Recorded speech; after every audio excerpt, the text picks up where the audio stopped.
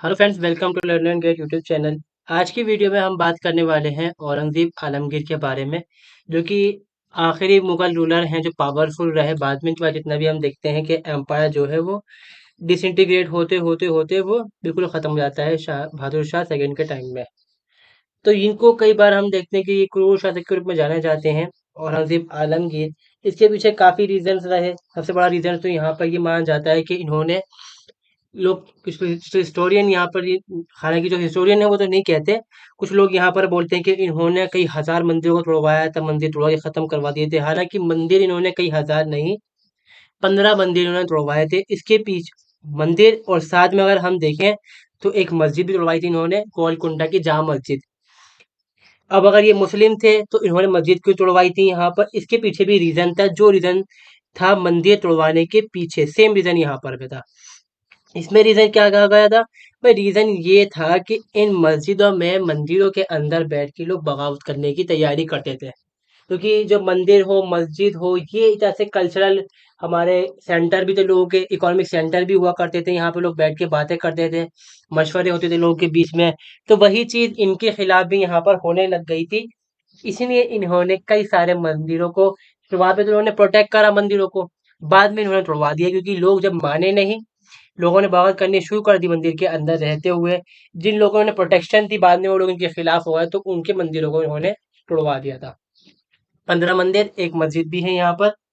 इसका मतलब ये नहीं कि हम ये लोग ये मान लें कि भाई ये सिर्फ मुसलमानों के साथ में थे, पक्ष में थे, हिंदुओं के खिलाफ थे कि मंदिर को भी तोड़वाया, तो मस्जिद को भी उन्होंने तोड़वाया था गोलकुंडा के अंदर।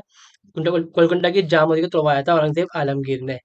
सो स्टार्ट करते हैं इनकी बारे में। हम जानते हैं क्या क्या इन्होंने करा, क्या क्या रिफॉर्म्स रहे। हालांकि अगर औरंगजेब आलमगीर ना होते तो अंग्रेज बहुत समय पहले ही इंडिया के ऊपर अपना कंट्रोल कर चुके होते। इनका जो फुल नेम था औरंगजेब आलमगीर का, मोहिउद्दीन या मुहिउद्दीन मोहम्मद आलमगीर औरंगजेब था। फिक्स्ड एम्परर हैं ये मुगल एम्पायर के, और बेटे हैं शाहजहां के। इनकी जो पैदाइश होती है दाहोद या दूहद इसको कहा जाता है यहाँ पर। जगह का नाम मालवा में है, उत्तर दिल्ली के वो सॉरी इंडिया में पड़ता है यहाँ पर ये। 3 नवंबर 1618 में इनकी पैदाइश होती है। देन हम देखते हैं यहाँ पर शुरुआत में ही इनकी जो मिलिट्री लाइफ होती है, काफ़ी चीज़ें ये सीख जाते हैं अपनी लाइफ के अंदर। मिलिट्री हो, एडमिनिस्ट्रेटिव स्किल हो, यहाँ पर ये सीख जाते हैं। तो बहुत से लोग इनको इसी चीज़ की वजह से जानते भी थे यहाँ पर। और इन्हीं के टाइम में अगर देखें हम, मुगल एम्पायर जो होता है अपने जेनिथ पे पहुंचता है, यानी कि अपनी जो ऊंचाइयां होती है उसको हासिल कर लेता है यहाँ पर। और बड़ा, सबसे बड़ा अगर हम बात करें कि जो चंद्रगुप्त मौर्य है उससे भी बड़ा एम्पायर ये एस्टेब्लिश कर पाते हैं। हालांकि जो बताया जाता है कि भाई चंद्रगुप्त मौर्य का एम्पायर जो ना बड़ा था, जो विक्रमादित्य का एम्पायर इतना बड़ा था, वो सब मिथिकल कहानियां हैं। उनमें रियलिटी नहीं है। यहाँ पर हो सकता है ना भी हो, पर इनका था। और अपने टाइम का सबसे बड़ा एम्पायर के वक्त में था यहाँ पर इंडिया में। ही रूल्ड फॉर 49 ईयर, मतलब 50 साल के लगभग उन्होंने कंट्रोल करा यहाँ पर। और जो उनकी टेरिटरीज थी, एक्सपेंडेड थी यहाँ पर। कश्मीर के अंदर शुरुआत से अगर बात करें हम, to Gingee in south and Hindu Kush in the west तथा to Chittagong in the east. ठीक है, तो इतना बड़ा इनका एम्पायर यहाँ पर रहा। He was a conservative Muslim ruler and a ambitious monarch. His tenure was mark a golden period of the Mughal empire in term of economic growth. इनके टाइम में भी बहुत ज़्यादा ग्रोथ हुई थी मुगल एम्पायर की। मगर इन्हीं के टाइम में मराठा भी आएंगे, मतलब अपने आप को स्टैब्लिश करना शुरू कर डालेंगे। फिर ब्रिटिश ईस्ट इंडिया कंपनी है, वो भी है। जो रीजनल पावर्स है वो भी है। तो बहुत सारी इनके सामने टेंशन यहाँ पर, प्रॉब्लम्स यहाँ पर रहती हैं। फर्स्ट ऑफ ऑल हम ये देखते हैं कि जो सक्सेशन इनका किस तरह से थ्रोन पे हुआ। 1657 के अंदर शाहजहां बीमार पड़ जाते हैं अपनी बीवी की मौत के बाद, जिनका नाम मुमताज महल होता है। जब वो मर जाती हैं तो शाहजहां कमजोर पड़ जाते हैं बहुत ज्यादा, और उनका ध्यान बिल्कुल लगना बंद हो जाता है राजपाट से। ठीक है, started for their was a struggle. जब ये मर जाते हैं, बाद में इनकी हो जाती है मौत। तो इनकी मौत के बाद इनके 4 बेटे होते हैं यहाँ पर, शाह शुजा, दारा शिको एंड मुराद एंड औरंगजेब। इन चारों के बीच यहाँ पर क्या होता है, वॉर ऑफ सक्सेशन शुरू हो जाता है कि भाई राजा कौन बनेगा। देखिए अब यहाँ पर अलग अलग है। शाहजहां जो है चूज करता है अपने सबसे बड़े बेटे दारा शिको को। All the many of kingdom's advisor thought he was unstable because he was too worldly। मतलब ये कहते हैं, जो बाकी जो लोग होते हैं वो कहते हैं कि दुनिया की चीजों में लगा पड़ा है, घूमता फिरता रहता है, नाच गाने करता है, म्यूजिक में लगा पड़ा है, तो ये राज्य को क्या चला पाएगा। इससे बढ़िया क्या है, आप जो औरंगजेब है उसको ये फेवर्ड करते हैं, क्योंकि ये डेडिकेटेड था अपने बड़े भाई से ले मतलब मुकाबले पर एम्पायर के लिए, कि एम्पायर को सही से संभाल पाएगा, और एक्सपीरियंस भी है। एक्सपीरियंस यूं हो जाता है कि शाहजहां बार बार इसको दूर भेज डालता है अपने पास से। At that time Shah Jahan receive from the recovered from his illness, but they up continue their march toward Delhi, Agra, sorry. Shah Shuja, Murad और औरंगजेब आलमगीर ये तीनों मार्च करना शुरू करते हैं दिल्ली की तरफ। औरंगजेब आलमगीर जो होता है भाई, वो अपने भाई मुराद को अपने पक्ष में कर लेता है, ये कह के तुम्हें मैं गद्दी पे बिठा दूंगा, और मेरा कोई ऐसा इरादा नहीं है कि मैं गद्दी पे बैठूं, मैं चला जाऊंगा हज पे मतलब मक्का हज करने के लिए। और इसी बीच यहाँ पर क्या होता है, मुराद हो और जो औरंगजेब हैं ये दोनों साथ मिल जाते हैं। शाह शुजा जो होता है वो गवर्नर होता है बंगाल का, मुराद जो होता है अफगानिस्तान से यहाँ पर आता है, और औरंगजेब आलमगीर जो है आपका दक्कन से वो अटैक करने के दिल्ली औरंगजेब यहाँ पर आते हैं आगरा में। Between 1657 and 1659 Aurangzeb battled his brother Dara for the throne, demonstrating various determination, remarkable power of deception, and strong tactic and strategic military ingenuity. In many in May 1658, Aurangzeb defeated Dara Shikoh at Battle of Samurgarh.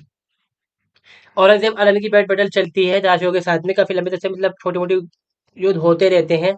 जो औरंगजेब होते हैं वो अपना जो extension होता है उसको करते रहते हैं यहाँ पर, और आखिर में इनकी बैटल होती है समूरगढ़ में 1658 में, जहाँ पर दाशिको जो होता है वो भाग जाता है यहाँ पर नॉर्थ की तरफ, मगर बाद में उसको एक बलोची अफगान जो होता है उसको उठा के अरेस्ट करके ले आता है शाहजहां के पास, सॉरी जो औरंगजेब होता है उसके पास।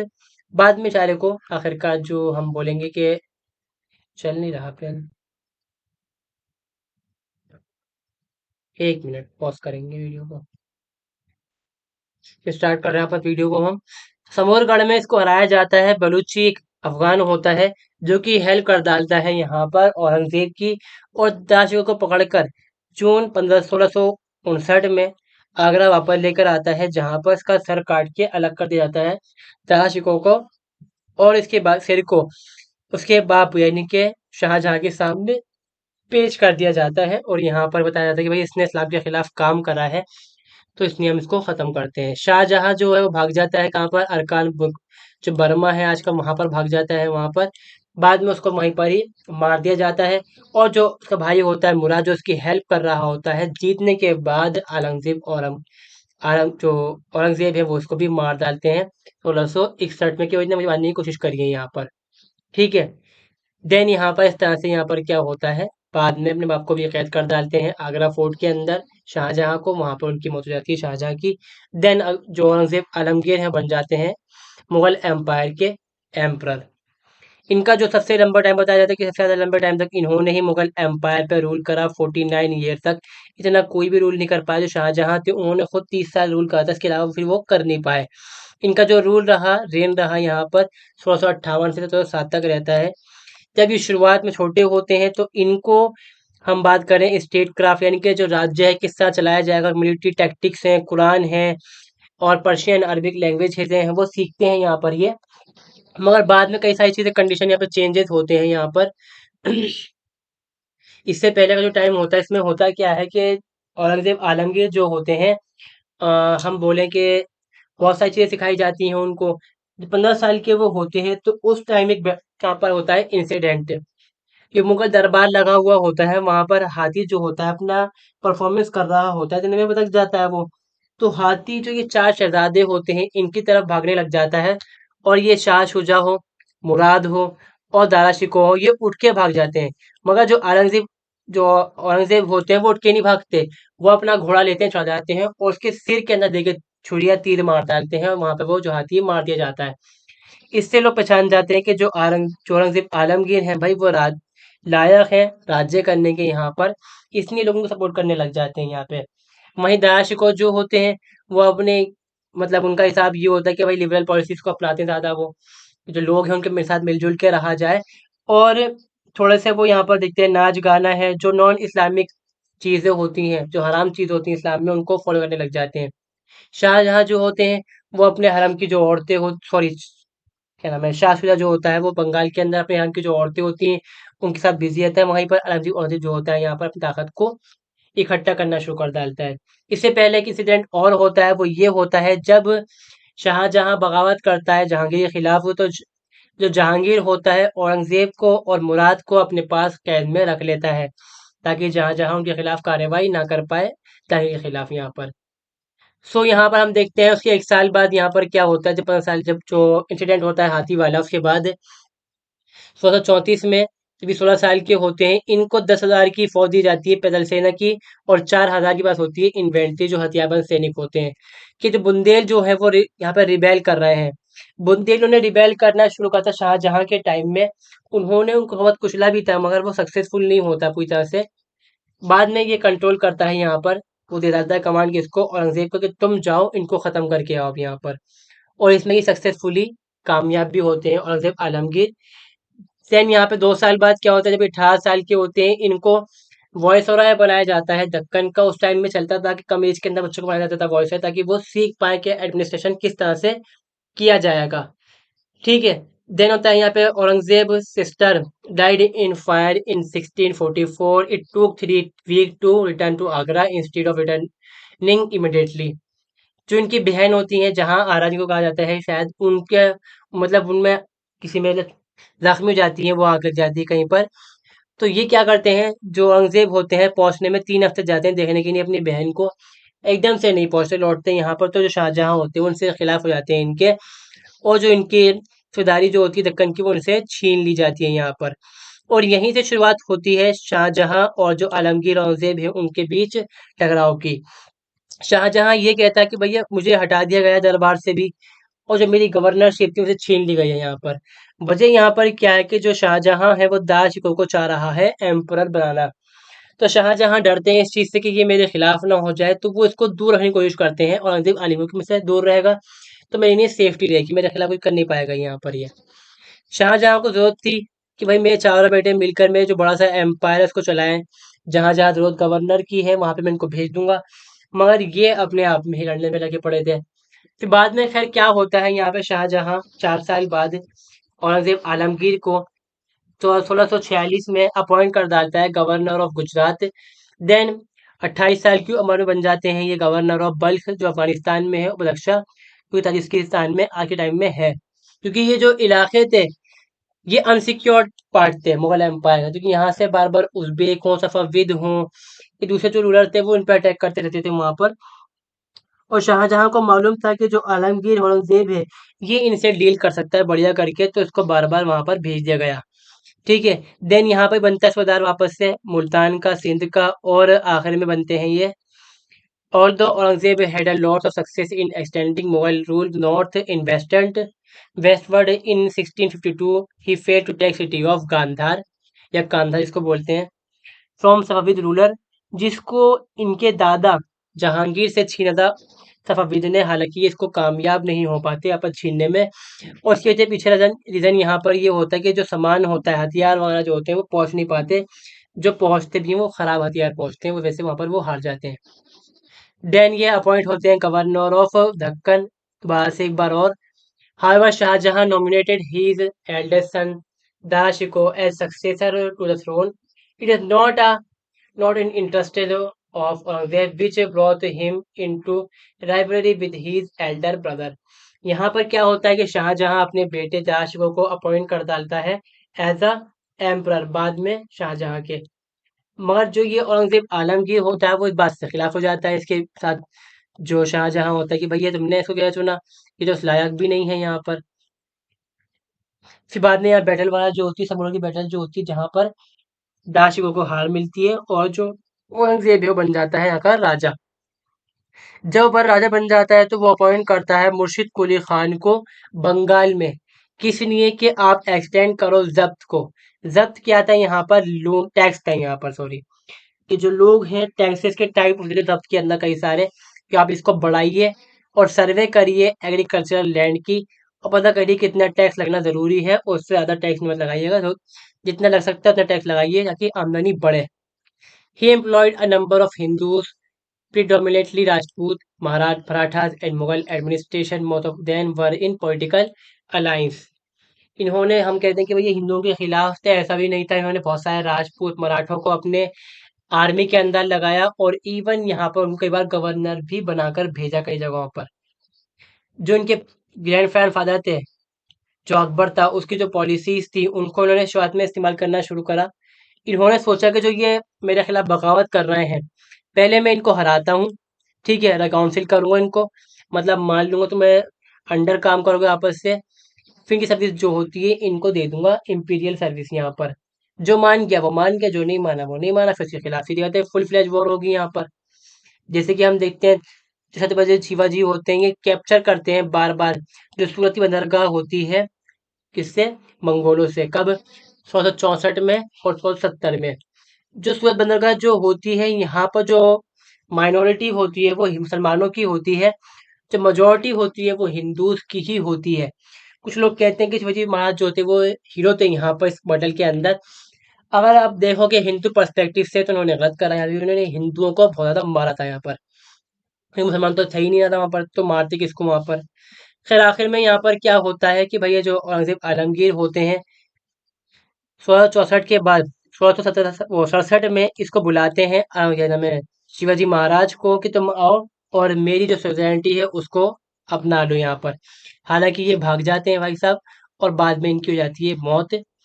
और ये इंडिपेंडेंट रूलर होते हैं मराठा किंगडम इन 1668 में, जो कि शुरुआत होती है इसकी महाराष्ट्र से। बाद में ये पूरे देश के अंदर फैलने की कोशिश करता है, वाकई कामयाब हो जाते, नाकाम हो जाते हैं बाद में ये। देन यहाँ पर ये देखते हैं कि गोलकुंडा है, बीजापुर है, जो कि कंट्रोल में है मराठों के, इनडायरेक्ट कंट्रोल में है, जहाँ से वो जंजी हो चौथुआ है वसूल कर रहे हैं। तो कमजोर करने के लिए मराठों को वो गोलकोंडा बीजापुर पे कंट्रोल कर लेता है यहाँ पर। और जो उसकी आर्मी होती है 4 सितंबर 1686 में मुगल आर्मी जो होती है लेड करता है, बात सॉरी औरंगजेब खुद ही यहाँ पर बीजापुर का जो राजा होता है सिकंदर अली शाह, उसको कब्जे में लेता है जगह को, और उसको खत्म कर डालता है। किसको, यहाँ पर जो रूलर होते हैं बीजापुर के। देन आता है यहाँ पर 1678, ये लेड करता है आर्मियों को, तब शाह जो क्या जो डायनेस्टी है उसके खिलाफ जो गोलकुंडा फोर्ट है उसको ये जीत लेता है, जहां से वक्त में डायमंड भी निकला था इनसे पहले। आफ्टर 1618 there was a shift in Mughal empire mindset and policies. अब यहाँ से वो टर्निंग पॉइंट आता है कि जो मुगलों की जो सोच थी हिंदुओं के बारे में, खास तौर पर जो औरंगजेब आलमगीर थे, उनको ये लगा कि भाई हिंदू बार बार बगावत कर रहा है, खासतौर मराठा। मराठा तो कानपुर के अंदर घुसे पड़े हुए हैं। हालांकि उनका कब्जा नहीं था उस समय तक, मगर उनका इन्फ्लुएंस था वहां पर, एरिया ऑफ इन्फ्लुएंस वहाँ पर था, एस्टेब्लिश कर चुके थे वहां पर वो। तो बार बार वो मंदिरों के अंदर से जो पुजारी हैं उनके ज़रिए से लोगों को बगावत के लिए उकसाया करते थे यहाँ पर।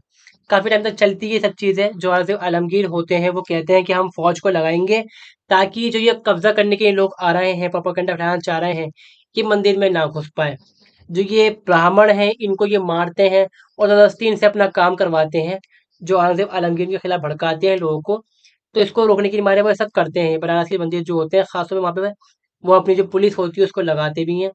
बाद में क्या होता है, जो ब्राह्मण होते हैं, जो दूसरे क्षत्रिय वाले लोग होते हैं, वो इन्हीं के खिलाफ बगावत करने लग जाते हैं। तो आखिर में जो औरंगजेब आलमगीर हैं वो दे डालते हैं ऑर्डर कि जो ये मंदिर है जहाँ बगावतें हो रही हैं कुचल दो इनको और इनको तोड़ दो।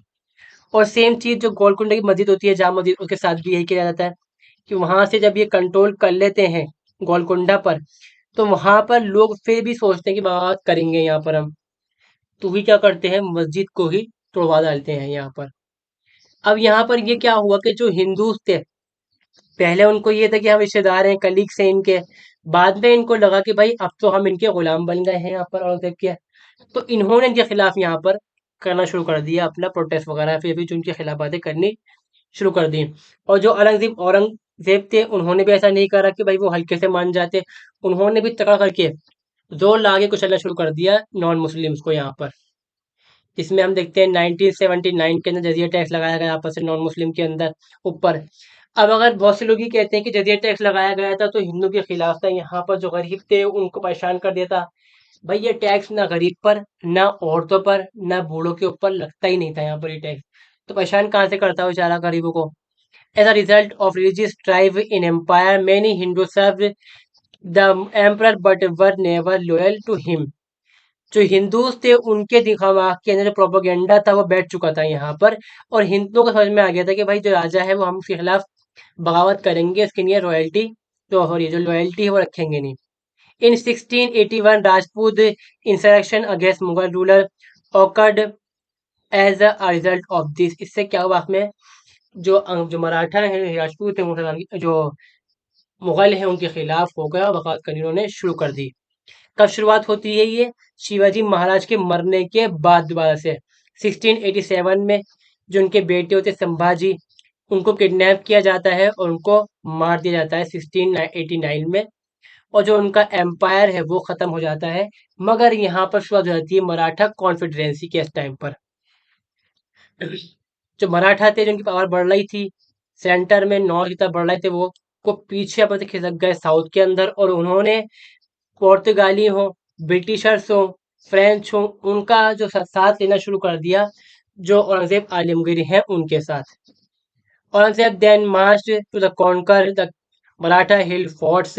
Then he went to expand Mughal empire in both and in south and north. Although many of his subjects were irritated by his military expend, expedition and religious intolerance.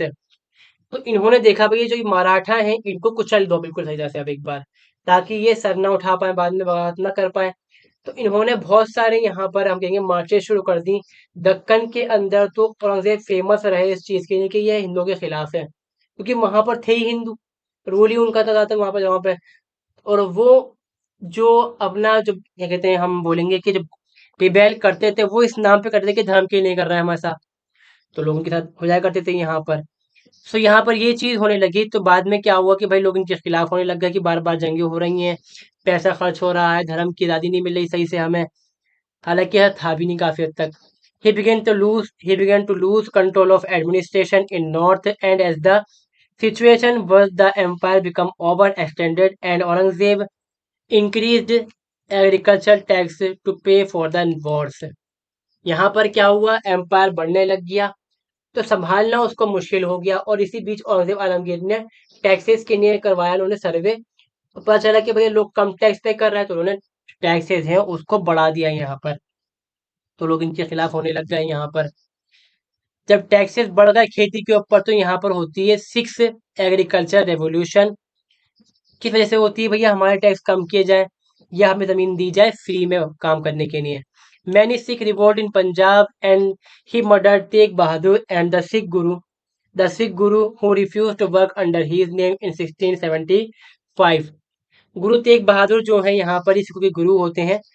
और देखेंगे हम इससे पहले के अर्जुन देव जो है उनको शाहजहां ने मरवाया था. ऐसा नहीं है कई बार मुगल मारा था किसी सिख को. वजह यहाँ पर ये थी कि जो सिख है उनकी ताकत बढ़ने लग गई थी. एक तरफ तो हिंदू है, एक तरफ जो क्रिश्चियन है ताकत बढ़ रही है उनकी, और एक तरफ सिख है, तो सारे के सारे नॉन मुस्लिम मिलके मुस्लिम राजा को कुचलने पे लगे पड़े थे यहाँ पर. फिर आखिर में क्या होता है, जो औरंगजेब आलमगीर का दिमाग धड़कता है भैया, फिर ये मारना शुरू कर डालते हैं इन लोगों को.